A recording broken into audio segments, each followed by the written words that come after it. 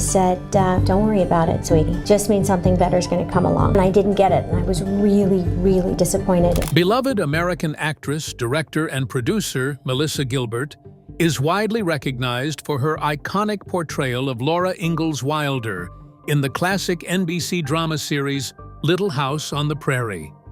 Rising to fame as a child, she captured the hearts of audiences with her talent and charisma and has maintained a presence in the industry ever since. Little House on the Prairie is a reminder of when things were simpler for us. I don't remember it ever not being fun. Despite facing personal challenges, including multiple marriages, tax troubles, and a battle with addiction, Gilbert has shown remarkable resilience. Recently, she made a startling revelation involving Dean Butler, who played her husband on Fuller House. Let's delve into what she shared. Roots and upbringing. Melissa Gilbert was born on May 8, 1964, to a newly engaged couple, Kathy Wood and David Darlington, who felt unprepared for parenthood.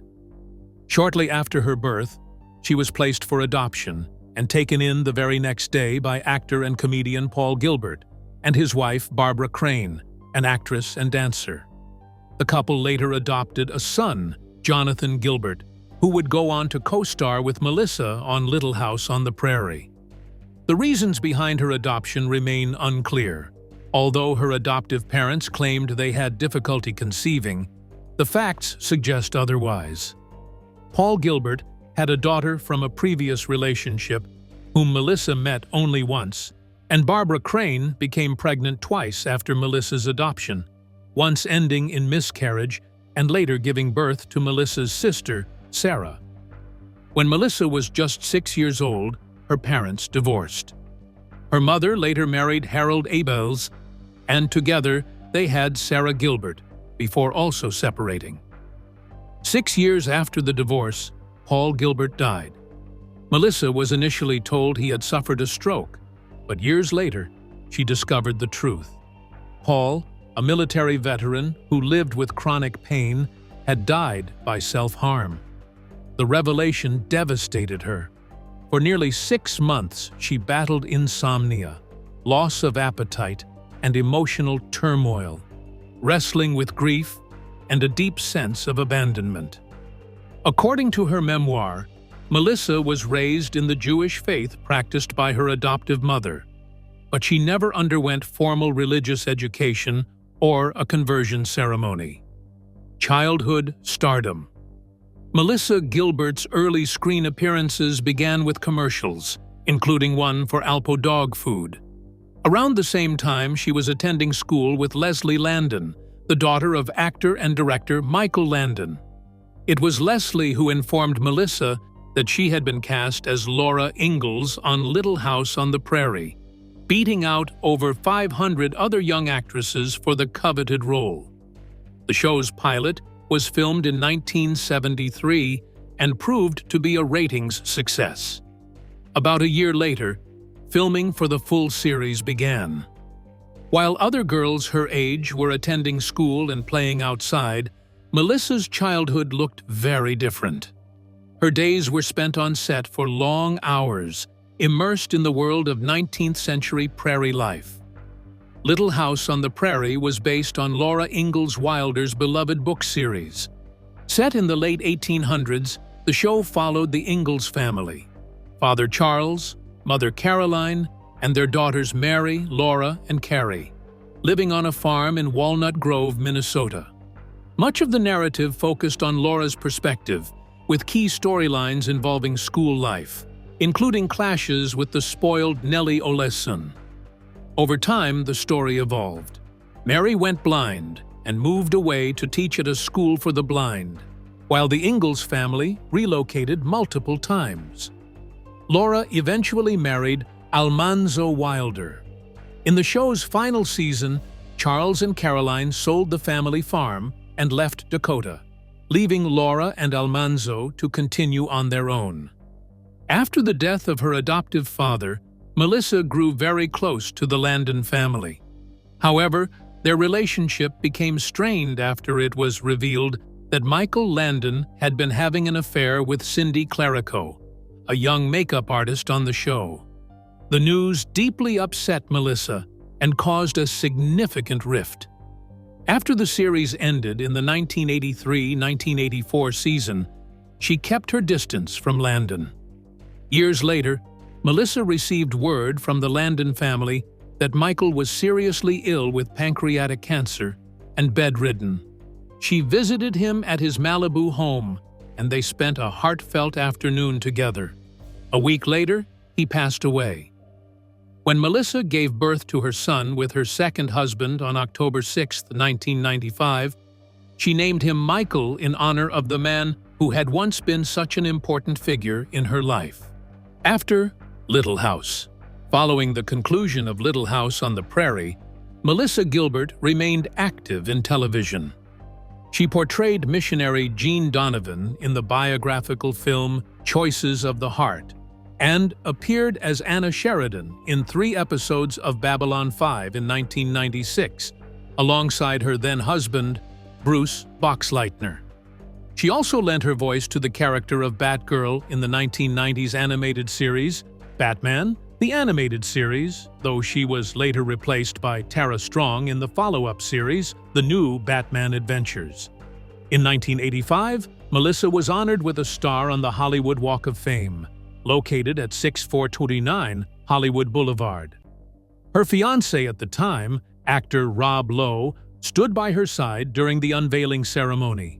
Years later, in 1998, she was inducted into the Western Performers Hall of Fame at the National Cowboy and Western Heritage Museum in Oklahoma City. In 2006, Melissa took on a provocative role in Season 4 of Nip Tuck, playing Sherry Noble, a patient seeking nipple reconstruction after engaging in an act of zoophilia with her dog. From 2008 through 2009, she returned to her Little House roots by portraying Caroline "Ma" Ingalls in the musical adaptation of the series. Directed by Francesca Zambello, the production premiered at the Guthrie Theater in Minneapolis and featured Cara Lindsay as Laura. The musical concluded its run in June 2010 at the Starlight Theater in Kansas City, Missouri. In March 2012, Melissa joined the cast of celebrity contestants on Season 14 of Dancing with the Stars, where she was partnered with Maxim Chmerkovskiy. During Week 4, she suffered a mild concussion after falling and hitting her head on Maxim's leg. She was taken to the hospital, but later returned home to recover. Despite the injury, she remained committed to the competition, ultimately finishing in 5th place after her elimination in Week 8. Political career. In 2001, Melissa was elected president of the Screen Actors Guild after a contentious candidacy in which she eventually beat her opponent, actress Valerie Harper. In 2003, she was re-elected after defeating Kent McCord with 50% of the vote to his 42%. In July 2005, she announced that she would not seek a 3rd term. It would be embarrassing for everyone if she beat them a 3rd time. In August 2015, Melissa announced she would be campaigning for Michigan's 8th congressional district in the 2016 elections to the United States House of Representatives. Melissa wanted to run for Congress to make life a little easier for all the families who felt they may have fallen through the cracks in the economy at the time, she said in a statement released on her website. She believes building a new economy was a team effort, and it required bringing fresh voices to the table to get the job done. But how did she even become interested in politics? After Melissa moved to Michigan with her 3rd husband, Timothy Busfield, she got interested in local politics. She was especially interested in the state's 2014 gubernatorial campaign, which had Democrat Mark Schauer running against Republican Rick Snyder. She was a fan of Schauer and his running mate Lisa Brown and wanted to support them, so she and her husband made some phone calls to get her involved. She also did not like Snyder at all. In her 2022 memoir, Back to the Prairie, Melissa wrote that the more she read about him, the more she felt that he was a typical neocon, anti-feminist, anti-choice, anti-immigrant, xenophobic, homophobic, creepy climate denier. It made her angry to think that Michigan, a previously progressive state, might be turning purple. She felt called to support Shower and Brown, so after finding their campaign headquarters, Busfield explained that his wife wanted to get involved, and they were more than happy to accept the help. Melissa was out to work immediately, going door to door to hand out pamphlets, making appearances, and doing some public speaking whenever the candidates couldn't make an event. When Election Day finally rolled around, she got up early to vote and then spent the rest of the day with Shower and Brown on their campaign bus. They finished at one of the large hotels in Detroit and regrouped in their own big suite later that evening, watching the returns. It became very clear very quickly that Shower and Brown would not be receiving the results the team had hoped for. Melissa found the loss crushing and needed some days of quiet and isolation to recover from the defeat. She even had to set aside all the work she was ready to do and the plans she had been eager to launch. In spite of the devastating loss, Melissa said her time working with Shower and Brown was an extremely positive experience. The campaign experience left her feeling good about the way she'd spent her time. She enjoyed being with people, hearing their stories, and letting them know she would try to figure out a way to help. The following election, when she received a proposal from Shower, she was all ears. He called her to catch up and sprung a question on her. Would you be interested in running for Congress in your district? In her book, Melissa wrote that it took a moment to make sense of those words. She asked the obvious question of why she was the one he had thought of, and Mark said he had observed the way she listened to people's problems and genuinely tried to help them. He felt Melissa belonged in service. Service was one thing, and politics was another. She was flattered, but told Shower that she needed time to think about it and talk things over with her husband. Of course, she eventually decided to go for it, but had to end her campaign prematurely in 2016 due to health concerns. Everyone would have believed this story of hers if she hadn't coincidentally been accused of tax fraud before she dropped out. Not long after Melissa announced she was a candidate for the United States Representative from Michigan, a spokesperson for her opponent's campaign called her a tax cheat. Apparently, Melissa owed $360,000 in back federal taxes and $112,000 in California state taxes. Melissa's response was quick. She said it was untrue and that the tax debt was a result of a stalled acting career, the economy, and divorce. She also said that she had negotiated a repayment plan with the IRS, but her political dreams ended that year. Marriages.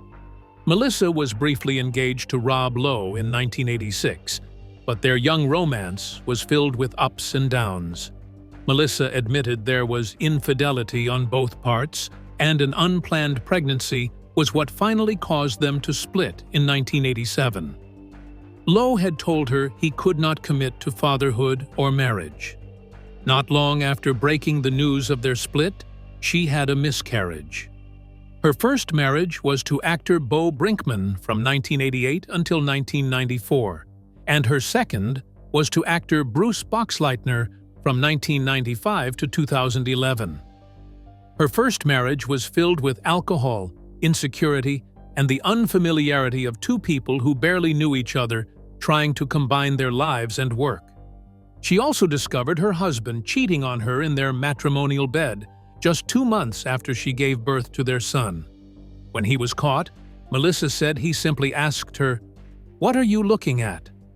A year after her divorce from Bo Brinkman, Melissa moved on to meet fellow Hollywood actor Bruce Boxleitner. The two tied the knot in 1995 and had their son Michael in the same year. They had a 16-year-long marriage, but Melissa admitted their marriage really ended not long after it began. She wrote in her memoir, Prairie Tale, that she had an emotional affair with her leading man while starring in Seduction in a Small Town. While she didn't name the actor, Dennis McNamara played her character's husband in the movie. Her third and current marriage was to Timothy Busfield, an American actor and director.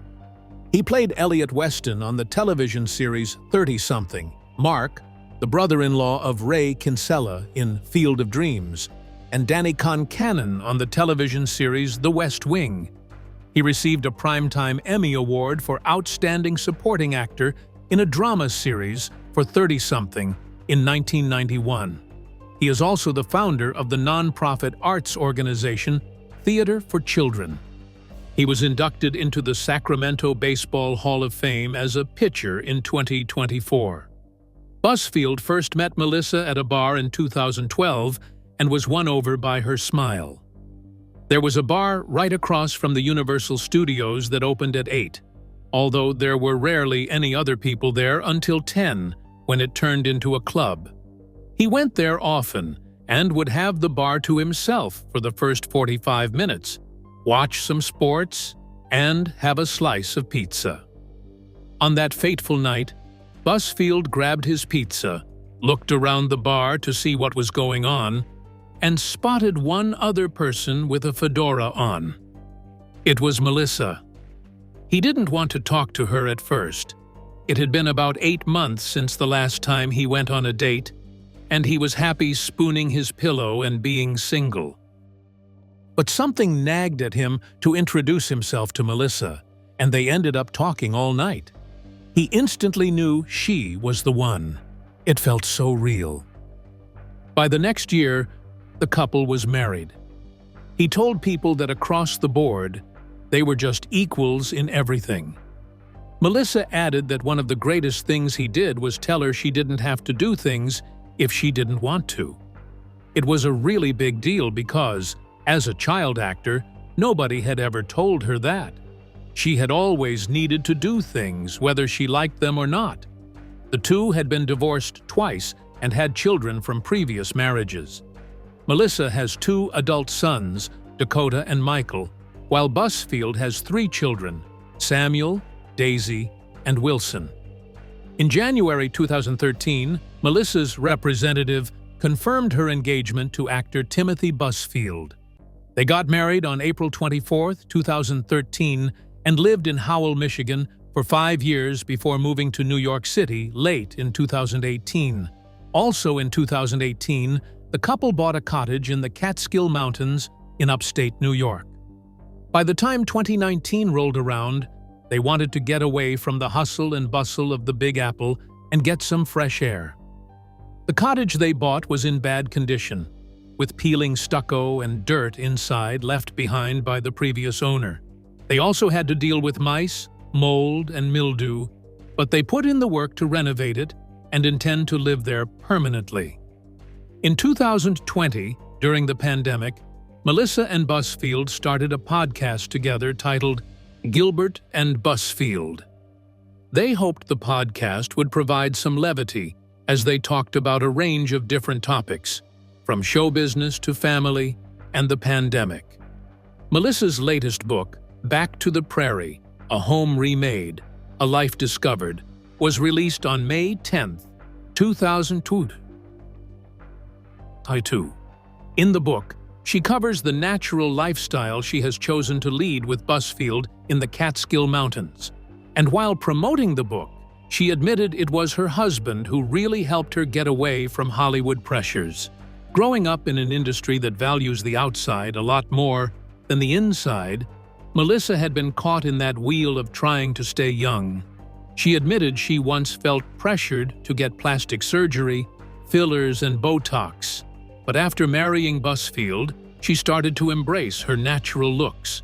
She cut off all her hair and quit doing Botox, and Busfield was extremely supportive.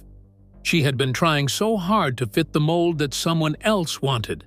Now, she's finally happy in her own skin. The couple has now been married for 12 years and is hopelessly in love with each other. However, her on-screen husband, Dean Butler, was a different matter entirely. Let's find out about him and the secrets she had kept hidden from the public all these years. On-screen husband. Speaking to People, Dean Butler has said if he could change one thing about his time filming Little House on the Prairie, it might be the age difference with co-star Melissa Gilbert. He explained at the Little House on the Prairie 50th Anniversary Cast Reunion and Festival why their age difference was somewhat of a barrier. When Almanzo, Dean, met Laura, Melissa, in the Season 6 episode Back to School, Part 1, he was 23 while she was just 15. Their characters shared their first on-screen kiss in the episode Sweet 16, which aired later that season. As Melissa had her first TV kiss with actor Dean Butler, her mother cried very loudly. The emotional outburst was such a distraction that Michael Landon, the show's star as well as its writer and director, had to yell, "Cut!"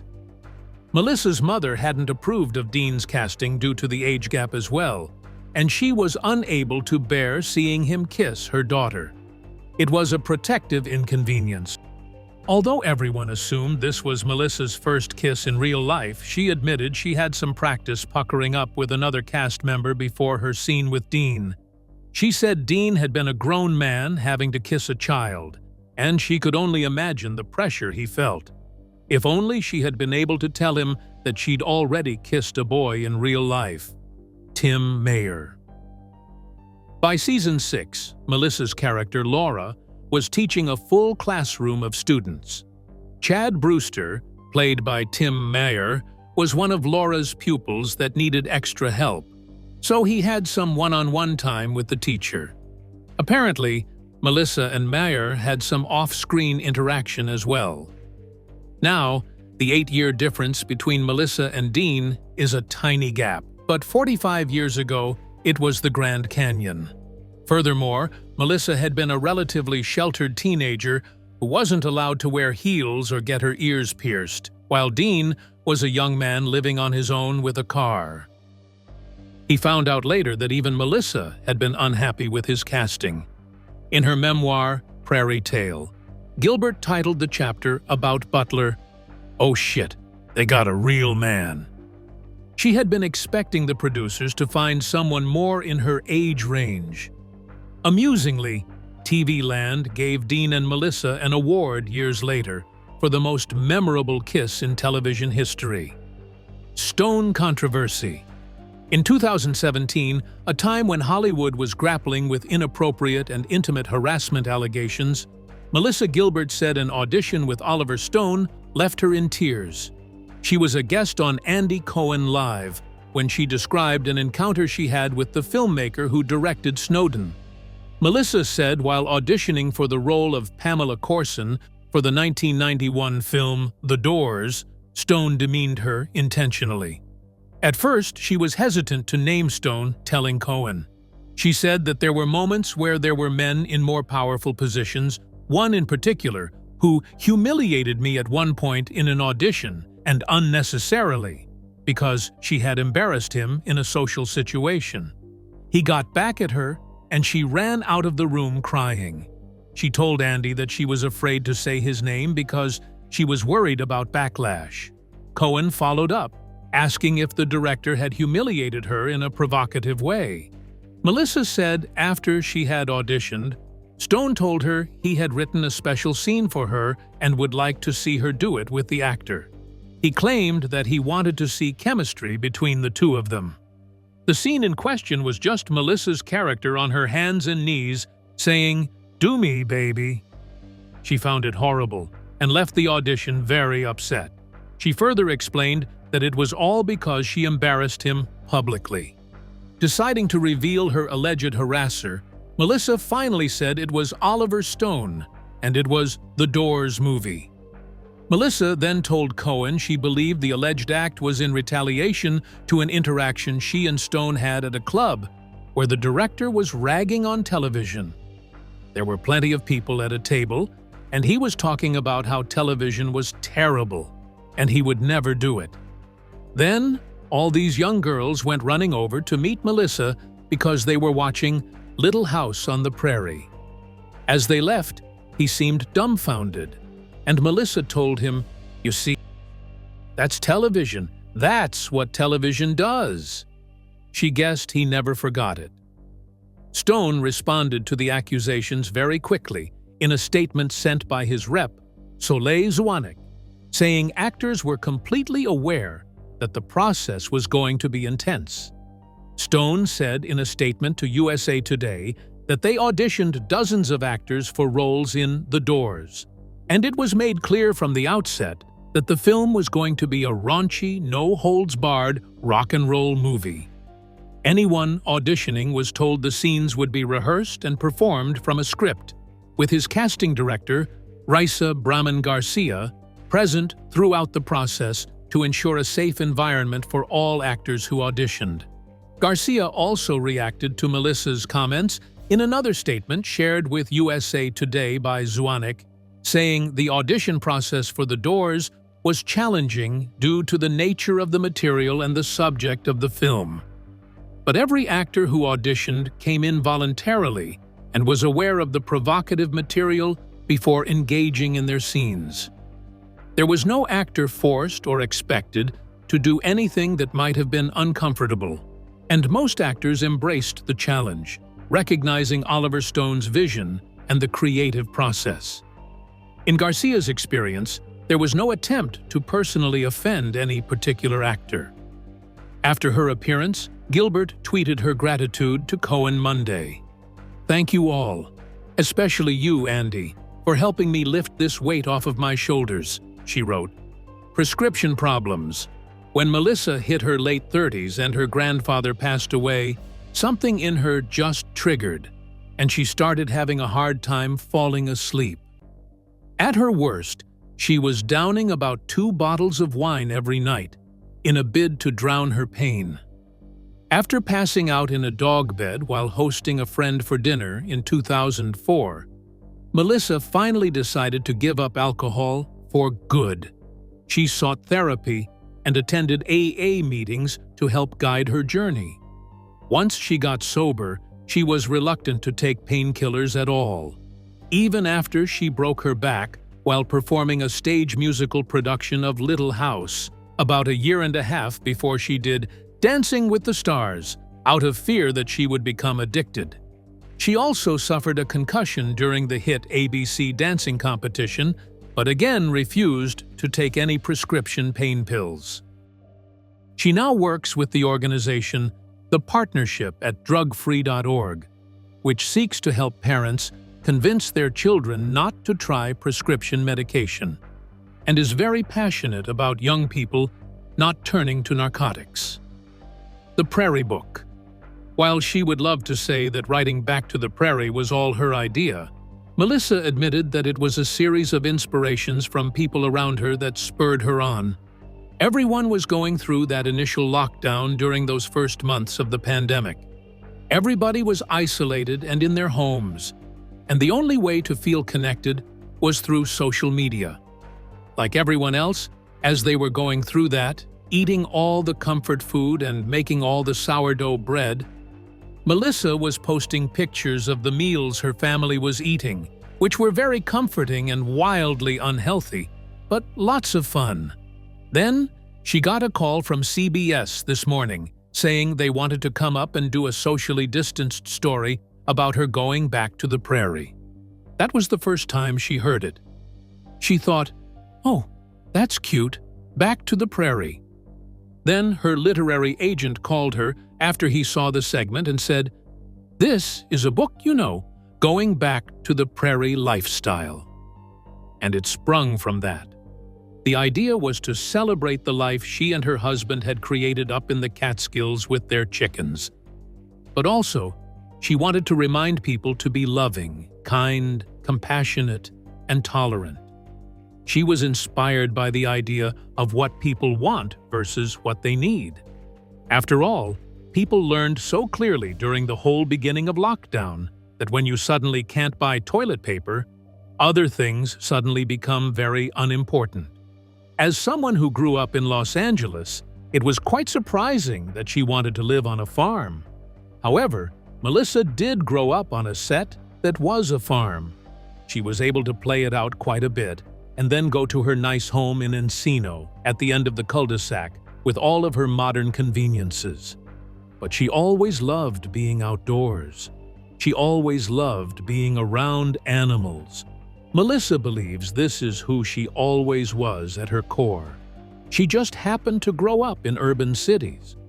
Once she and Busfield got up here, got their land, and started to look at all the things they could do with it, and the lockdown happened, it unleashed all of this stuff inside her.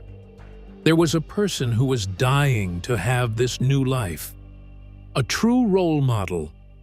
Melissa Gilbert's journey is proof of her strength, adaptability, and passion for her craft. From her early days as a child star to her current endeavors as a director, producer, and advocate, Gilbert has shown her ability to thrive in the inconsistent landscape of the entertainment industry.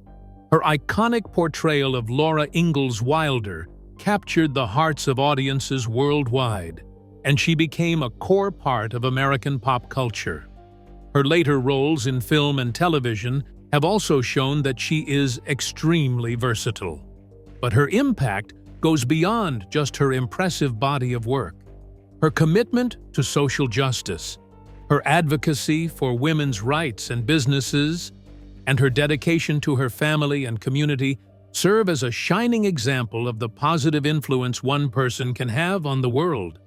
There is no doubt that if she had continued in politics, she would have made an amazing difference. As she continues to navigate the ups and downs of her life, raising chickens and growing strawberries, Melissa Gilbert will continue to be an inspiration to fans of all ages. Her resilience, generosity, and optimism remind us that no matter what challenges we face, we can still create our own happiness and make a meaningful difference in the world. What was your favorite film of hers? Let us know in the comments below. Don't forget to like and subscribe for more juicy stories about your favorite celebrities. If you enjoyed this video, click on the next video on your screen.